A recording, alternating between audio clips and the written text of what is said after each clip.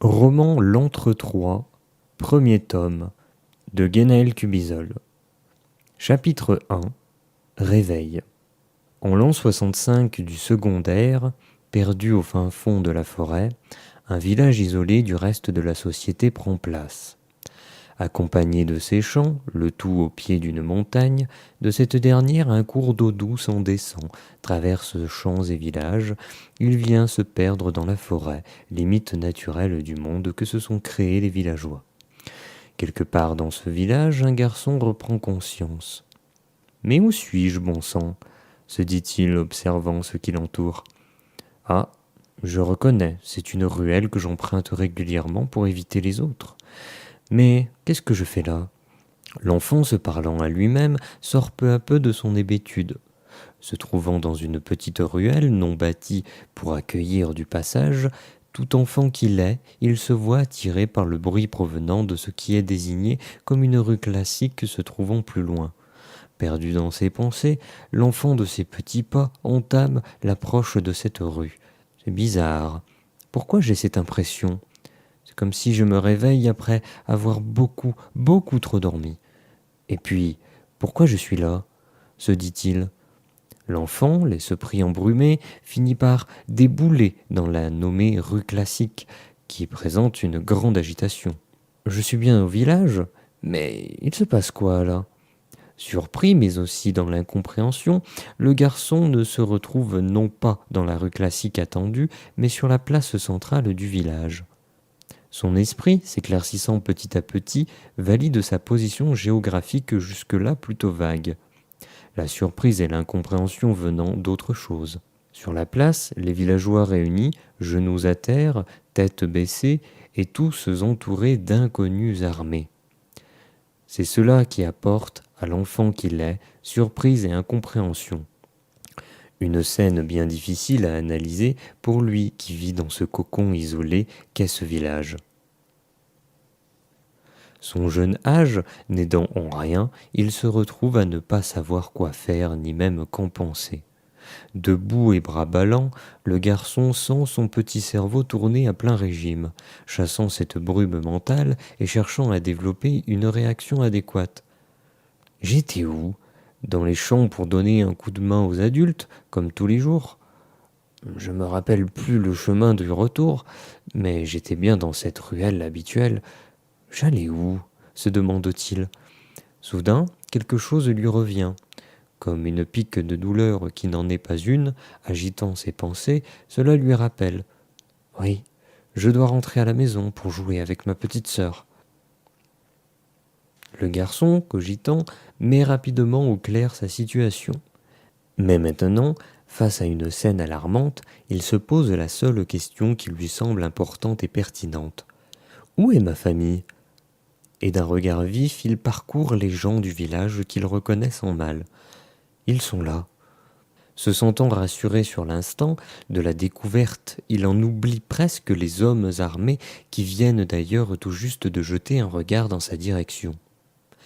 Sans savoir pourquoi, ni même le contrôler, ses jambes agissent en première et détalent le plus vite possible.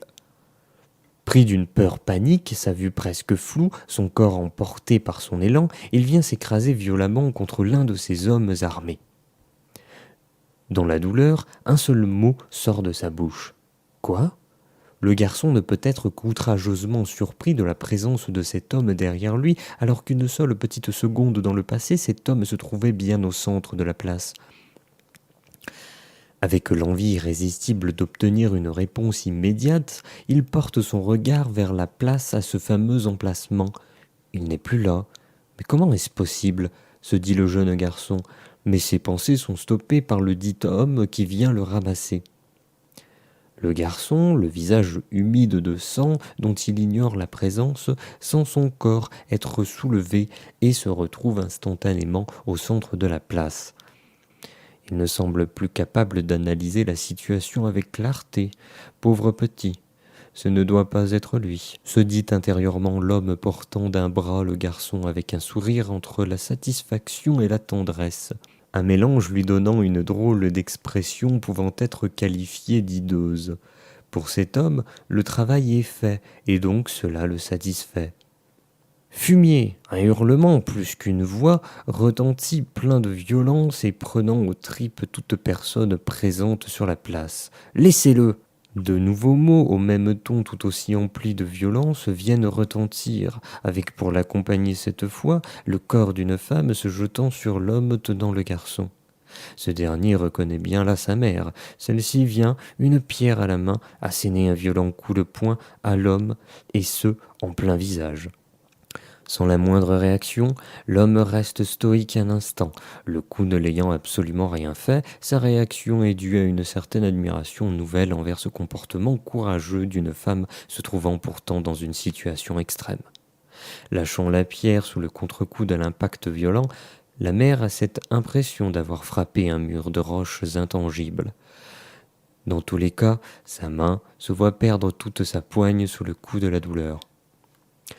Parmi le groupe d'hommes armés, il y en est un qui porte de drôles de breloques.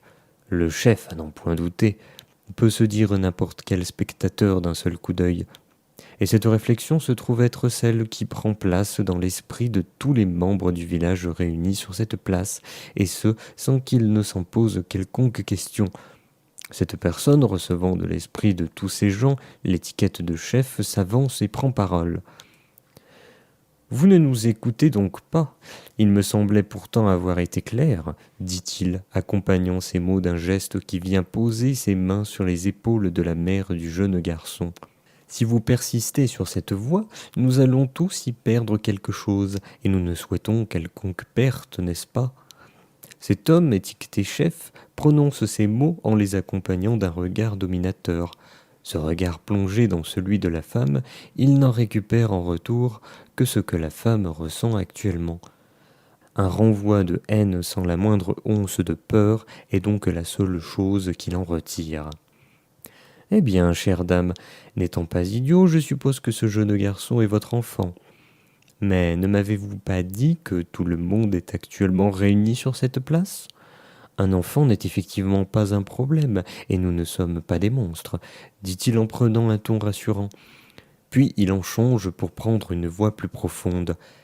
Mais comme je l'ai dit précédemment, je ne suis pas idiot, et je vois bien qu'il manque les jeunes hommes et les adultes. Sont-ils au champ ? Pas de réponse ? Votre fils doit revenir de ses champs, alors je vais lui demander, dit-il en se dirigeant vers l'enfant. Attendez ! S'écrie une voix masculine provenant du groupe de villageois. Je confirme vos suppositions, pas besoin d'interroger le petit. Ces mots sont accompagnés d'une silhouette qui vient prendre place face à celui étiqueté chef et lui attrape le bras pour le retenir. Eh bien, serait-ce le père du petit ? Comme vous l'avez deviné, les hommes en bonne santé sont au champ, et mon fils, s'y rendant tous les jours, en revient, dit-il d'une voix franche qui éclaire la situation. Le chef, portant son regard sur sa manche, ne peut contrôler un rictus. La prise sur son bras étant ferme, il met ce geste de côté un instant et reprend la parole. « Plusieurs choses, dit-il d'un ton lent et calme. Votre société semble assez peu évoluer. Je peux le déduire de par ce que vous m'avez appris et de par ce que je peux observer autour de moi. Alors pourquoi un enfant irait au champ, surtout si jeune ? Cela cache-t-il un autre mensonge ? » Laissant un silence prendre place suite à ces mots, le chef tente un simple geste nullement perceptible depuis l'extérieur de se défaire de l'emprise. Mais le bras du père reste ferme et intangible. Cela étant impossible, l'intérêt du chef vient à grandir. Intéressant. De ce nouvel intérêt pour le père, son expression change. « Comptez-vous me faire la cour en me tenant ainsi le bras ?» dit-il d'une voix forte. Puis, en approchant le visage de l'oreille de son interlocuteur, il prononce de façon à ce que seul le père puisse entendre. « Étranger ». Ce mot prononcé, bien que destiné à l'unique personne qu'est le père, la mère et le fils viennent à l'entendre malgré eux. Le visage du père, passant de l'étonnement à l'interrogation, son corps parcouru de frissons, né du sentiment particulier d'être mis à nu, son esprit carburant à plein régime. Comment peut-il savoir, pense-t-il ? Je ressemble aux autres pourtant. Étant effectivement un étranger arrivé dans ce village alors que son fils n'avait qu'1 an, il est totalement amnésique et ne garde de son passé aucune information. Ces faits sont connus de tous dans le village, car ici, les étrangers sont très mal acceptés. Seule la femme, au point actuellement blessée, l'a accepté dans le village sans le juger. Mais la façon dont le chef lui a adressé ce mot semble clairement signifier qu'il sait quelque chose que lui-même ignore.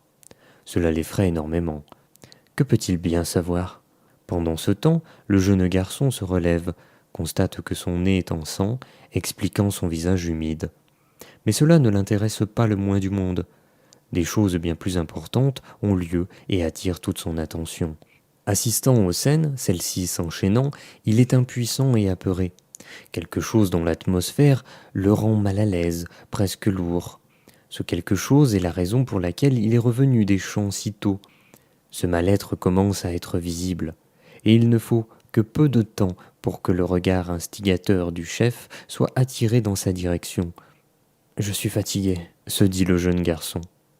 Son esprit commence à s'embrouiller, le rendant peu réceptif à ce qui l'entoure. L'homme, l'ayant traîné sur la place, étant à proximité, appose une paume sur son front, chose que le garçon ne remarque même pas. Seule chose qu'il aperçoit, un mouvement de tête horizontal de la part de l'homme armé. Et sans pouvoir y résister, il tombe dans un état de somnolence étrange. Restant tout de même éveillé, tout lui semble si loin, si inatteignable. Une atmosphère lourde, des émotions négatives. Je veux juste me reposer. Il aperçoit un ciel couvert de lumière dansante. Les émotions négatives se densifient. Pourquoi je ne suis pas dans mon lit ? Le paysage défile, l'atmosphère toujours plus lourde. Je vais dormir maintenant. Une vaste et vive lueur, de l'agitation. Pourquoi je... Une vive montée de lucidité le prit aux tripes. Maman, papa, le danger, les inconnus. Son esprit, empêtré dans une purée de poids, se débat de toutes ses forces nageant en quête de surface. Je dois aider. Nageant de plus en plus fort, plus encore que son corps ne puisse le supporter, son esprit simple, reflétant l'opiniâtreté infinie d'un enfant, il persiste sans s'arrêter. Mon corps, Comme s'il venait de réaliser quelque chose qui lui apparaît maintenant comme limpide, il quitte immédiatement cette purée de poids infinie et traverse un brouillard épais. Une impression de réintégrer son corps le prend, puis finit par passer. Clignant des paupières à répétition pour chasser un engourdissement, le jeune garçon finit par se relever et ne peut que constater avec effroi qu'il se trouve face à un immense mur de lumière au travers duquel son père est transporté. Ce dernier, sentant un regard se porter sur lui, tourne la tête et porte son regard sur la source. Celle-ci, s'avérant être le jeune garçon, cela surprit le père.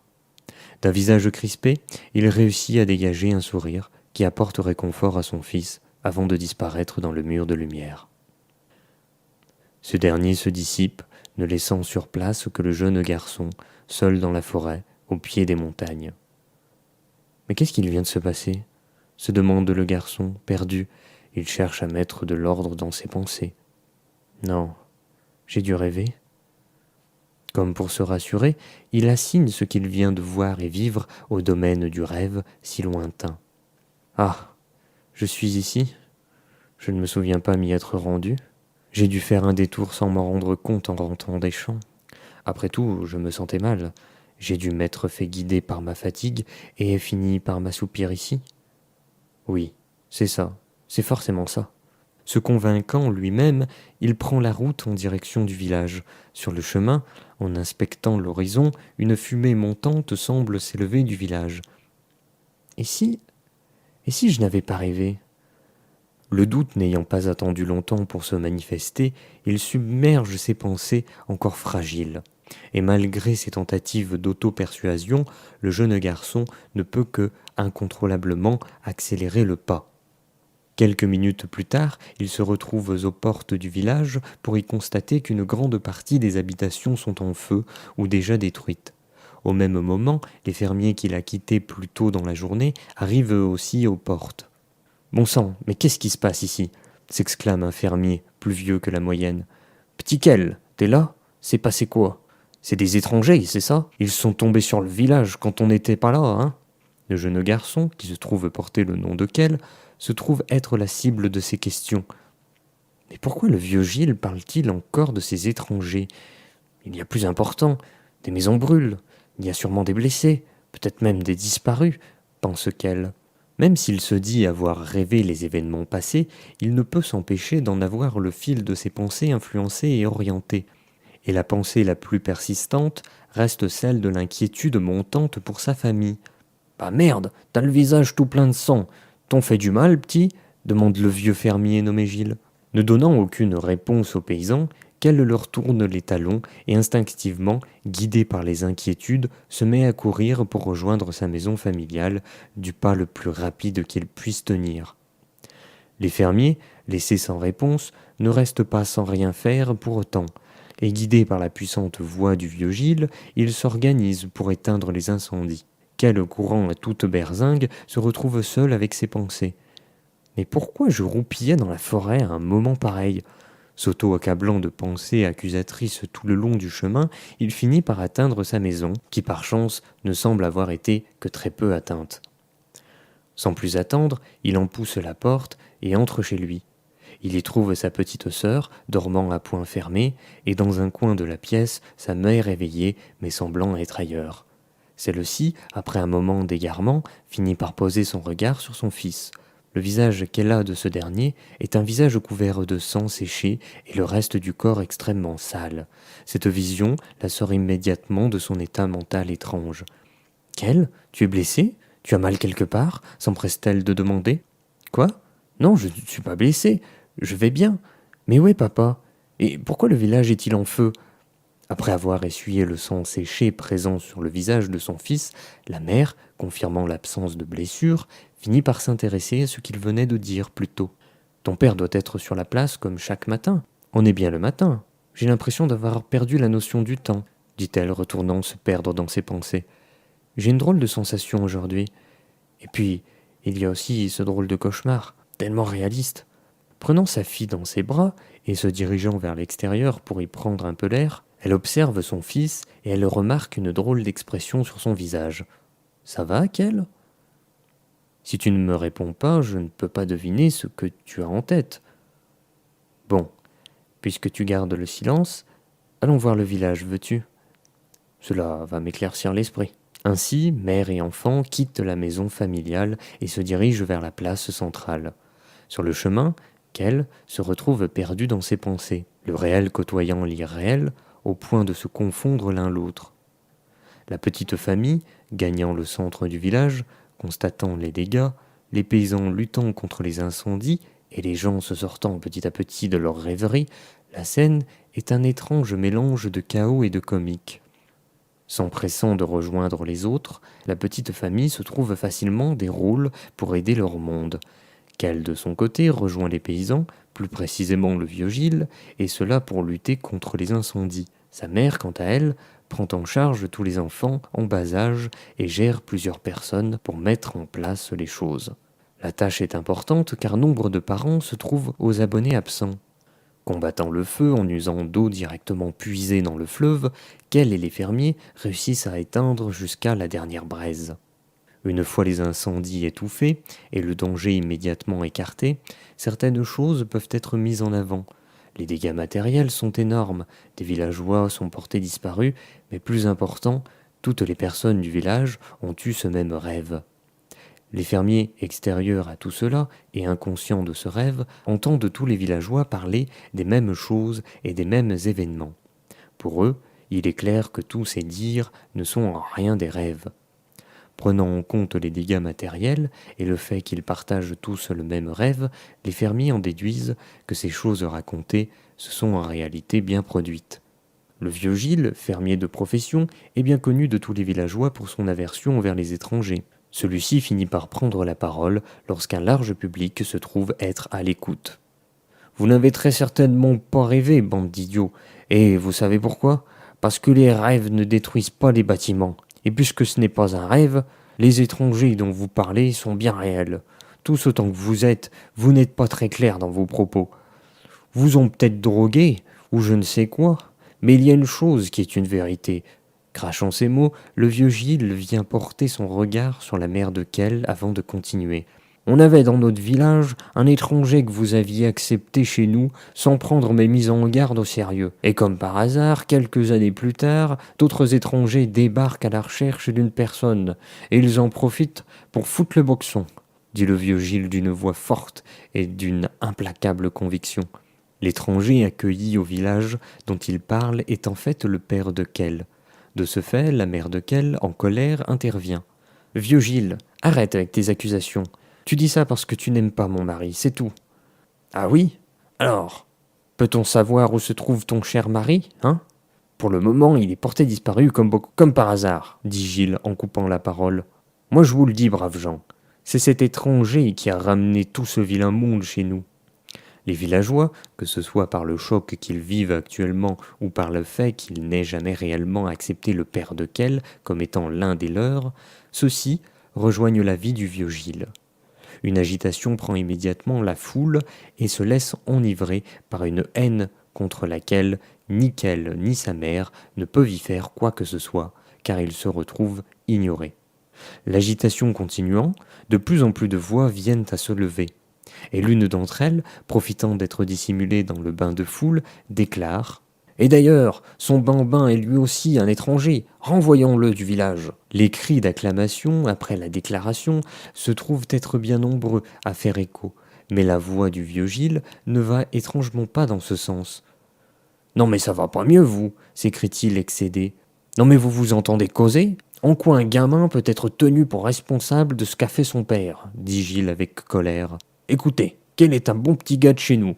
Il vit comme nous, et même qu'il bosse comme nous, à son échelle bien sûr. » Prenant une pause, il constate que la foule s'est légèrement calmée, et il reprend. « Non mais merde quoi, c'est d'un gamin qu'on cause là. On s'en réduit vraiment à ça ?» De longues discussions s'enchaînent sur la place. Elles sont à propos de Kell, de sa mère et même de sa petite sœur. Gilles ayant beau avoir accusé le père de Kell de choses qui semblent, aux oreilles de la famille concernée, absolument stupides, la foule, représentant tout le village, rejoint parfaitement les dires du vieux Gilles. Mais celui-ci est très protecteur envers les enfants et plus particulièrement envers Kell. De ce fait, quand les nombreuses personnes parlent de jeter le petit et sa famille hors du village, en pleine forêt, le vieux Gilles prend tout de suite leur défense. Et quand il prend la défense de quelqu'un, ce n'est pas pour y aller avec le dos de la cuillère. En voyant des vérités qui obligent ses interlocuteurs à mettre le nez dans leur laideur d'esprit, la foule s'anime et se braque sur elle-même rapidement.